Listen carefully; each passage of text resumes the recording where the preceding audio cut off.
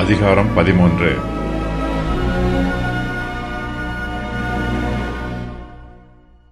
இஸ்ரவேல் ராஜாக்களின் சரித்திரத்தை பற்றி இந்த அதிகாரத்தில் சுருக்கமாக எழுதப்பட்டிருக்கிறது. அவர்களில் யெகூவின் குடும்பத்தாரை பற்றி இந்த வசன பகுதியில் விரிவாக சொல்லப்பட்டிருக்கிறது. யெகூவின் குமாரனாகிய யோவாகாஸ் இஸ்ரவேலின் மேல் சமாரியாவிலே 17 வருஷம் ராஜ்யபாரம் பண்ணுகிறான். அவன் கர்த்தரின் பார்வைக்கு பொல்லாப்பானதை செய்கிறான். சீரியாவின் ராஜாவாகிய ஆசகேல் இஸ்ரவேலுக்கு விரோதமாக யுத்தம் பண்ணுகிறான்.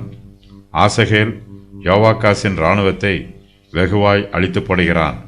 அவனுடைய இராணுவம் மிகவும் குறைந்து போகிறது. யோவாகாஸ் கர்த்தருடைய சமூகத்தை நோக்கி பிரார்த்திக்கிறான். கர்த்தருக்கு முன்பாக தன்னை தாழ்த்துகிறான். கர்த்தர் அவனுக்கு இரக்கம் காண்பிக்கிறார்.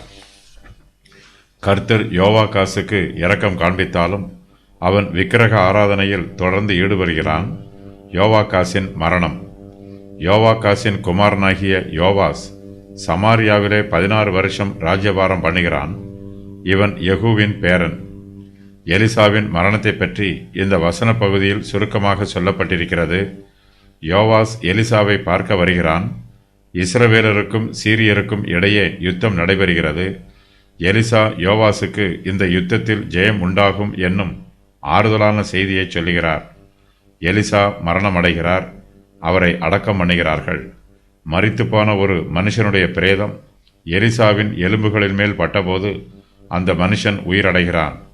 யோவாசுக்கு சீரியர் மீது ஜெயம் உண்டாயிற்று.